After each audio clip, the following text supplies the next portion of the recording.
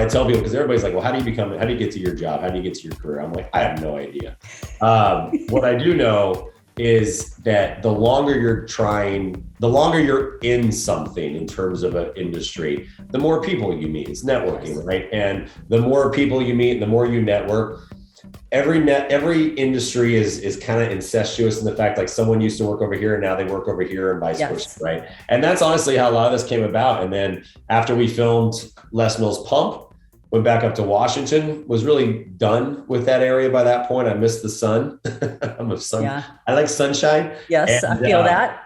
Yeah. And then through that whole networking thing, someone who used to work for Les Mills was now working for Gold's Gym in Southern California franchise. She was dating the CEO of the company, and they need a group exercise director. And she was like, hey, I know a guy who's just been blowing group exercise up in the Pacific Northwest. Let's bring him down. And so I was already coming down for a Les Mills photo shoot in LA, popped over to the Valley, interviewed with those guys, signed the deal. If it didn't fit in my car, within 2 weeks, I drove down to LA and just started over, rented a room, and was like, so end of 2011, I moved back down to LA.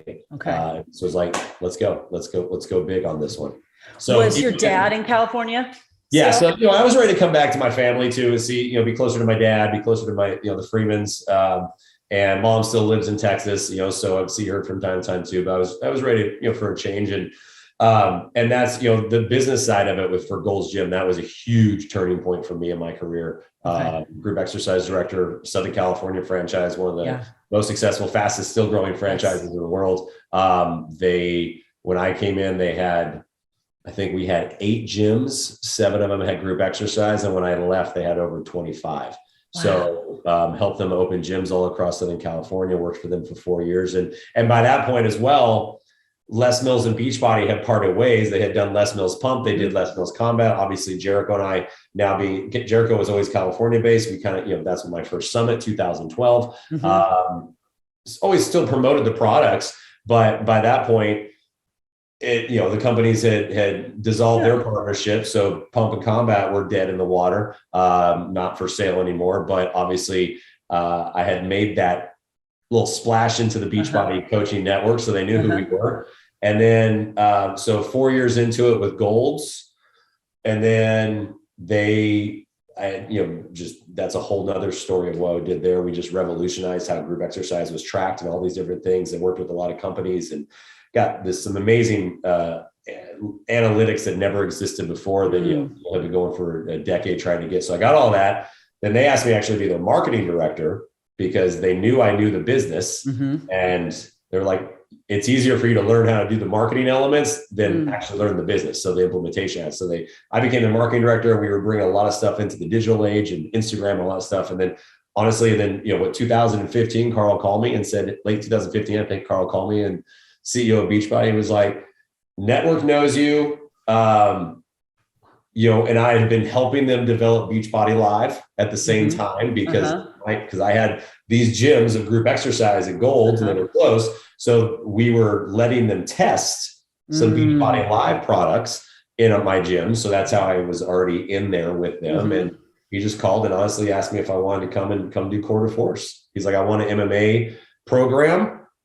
Network knows you. I think you'd be good. What do you think? And I was like, okay. So I left my career at Golds and said, hey man, I can always go back to the business side if this doesn't work. So. Wow. What's so interesting to me though is how often you say, oh, I was just the right place, the right time. First of all, nothing's luck.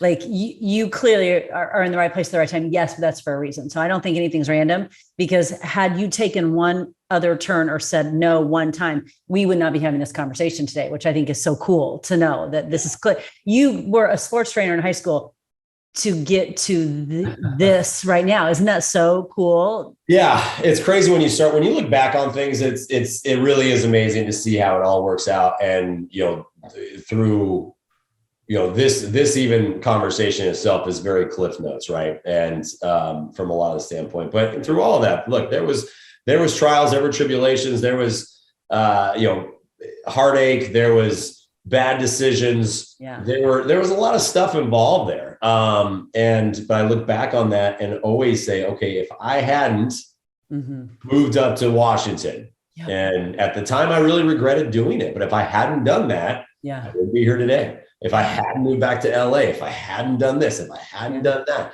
like, you never know sometimes why you do things, and then when things don't go the way you wanted them to, or the way you planned, then you start to wonder, like, oh man, I made the worst decision. I made the bad decision. It's like, well, no, it always leads you to something else. You just don't know what it is yet. So, but what I say, I've said for a long time, I'm sure you've heard me say, is you can be very stubborn in your goals, but you got to be flexible in your methods, because man, my road has been like this, but it's still bringing me to the goals that I want, which is ultimately, I mean, what do we want? We want financial stability. We want to be happy. We want to be healthy. We want, with our friends and our family. So, and that's brought me to it, but I never thought it'd be this path to get here.